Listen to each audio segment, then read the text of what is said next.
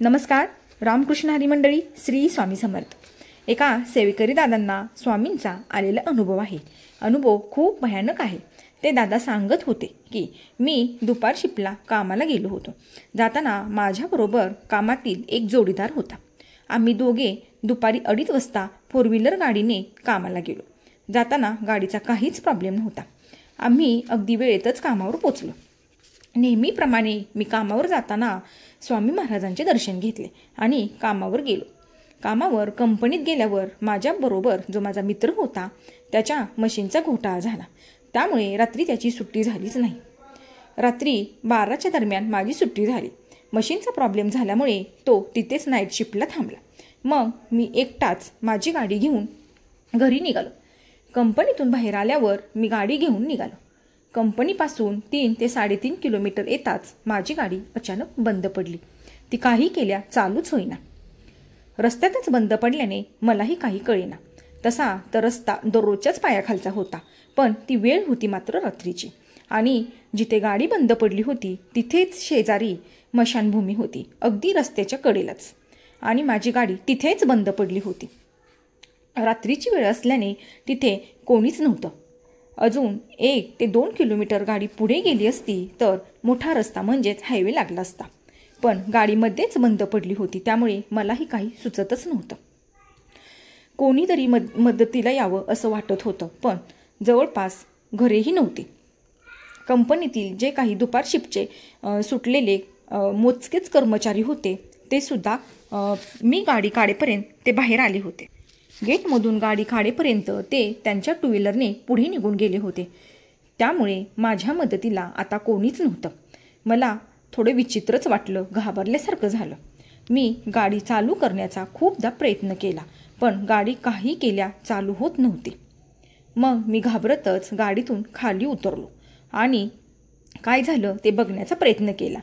पण रात्रीची वेळ असल्याने मला काहीच कळत नव्हतं आणि थोडी भीतीही वाटत होती. एकतर भीती वाटत होती आणि रात्रीचे 12:30 वाजले होते. सुनसान जागा होती. रस्त्याला कुत्रंसुद्धा दिसत नव्हतं आणि जवळच स्मशानभूमी होती. त्यामुळे आणखी भीती वाढत होती. मी परत गाडीत जाऊन बसलो. आता असं वाटत होतं की आता काही केल्या गाडी चालूच होणार नाही.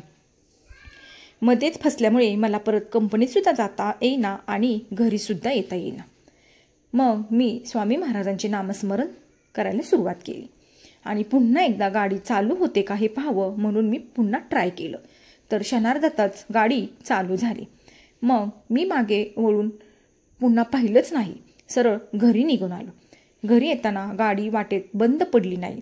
दादा सांगतात की त्यांना सेवा करायला वेळ मिळत नाही, पण त्यांची मिसेस जमेल तशी स्वामी महाराजांची सेवा करते. बघा, घरातील एक जरी व्यक्ती स्वामी सेवेत असेल तर संपूर्ण घराचं संरक्षण स्वामी महाराज करतात. जिथे महाराजांची सेवा केली जाते, नामस्मरण केलं जातं, तिथं स्वामी महाराजांना स्वतः यावंच लागतं. तुम्ही निस्वार्थीपणे महाराजांची सेवा करता, त्यांचं नामस्मरण करता, त्यावेळेस तुमच्या ज्यावेळेस वाईट वेळ येते त्यावेळेस स्वामी महाराज स्वतः पुढे असतात आणि आपण पाठीमागे असतो. बघा, आता या दादांना अनुभवावरूनच कळतं की रोजची गाडी, रोजचाच पायाखालचा रस्ता, पण अचानक बंद पडली आणि ती जागा खराब होती. कारण ते दादा सांगत होते की त्या जागेवर बऱ्याचदा दुर्घटनासुद्धा झालेल्या होत्या आणि नेमकी त्याच ठिकाणी ती बंद पडली. पण बघा, ते दादा वेळ मिळत नाही म्हणून ते सेवा करत नाहीत, पण त्यांचं सुद्धा नामस्मरण चालू असतं. पण त्यांची मिसेस मात्र स्वामी सेवेत आहे, त्यांना वेळ मिळेल तशी ती सेवा करत असते. मग घरातल्या एका जरी व्यक्तीने सेवा केली तर संपूर्ण कुटुंबाची जबाबदारी स्वामी महाराज स्वतः घेतात. बघा, सेवा करायची म्हणजे नक्की काय करायचं तर बघा, दररोजचे 3 अध्याय आणि 11 माळी जप. जर तुम्हाला 11 माळी जप करणे शक्य नसेल तर तुम्ही कोणतेही काम करताना नामस्मरण मात्र करू शकता. नामस्मरण केल्याने तुमच्यावर जी कोणती वाईट वेळ येते ती स्वामी महाराज येऊ देत नाहीत. म्हणतात ना की जे हातावर येतं ते बोटावर येतं आणि बोटावर यायचं ते नखावरच येऊन निभवतं. स्वामी महाराज अशी वाईट वेळ आपल्यावर कधीही येऊन देत नाहीत. त्यामुळे प्रत्येकाने स्वामी सेवा करावी आणि स्वामी सेवेत राहावं. स्वामी सेवेत असल्यावर आपल्या केसाला कोणीही धक्कासुद्धा लावू शकत नाही. त्यामुळे सर्वांनी सेवा करा. तर केलेली सेवा श्री स्वामी चरणार पण व्हिडिओ आवडल्यास लाईक, शेअर आणि सबस्क्राईब करा. तोपर्यंत तुम्हा सर्वांना श्री स्वामी समर्थ.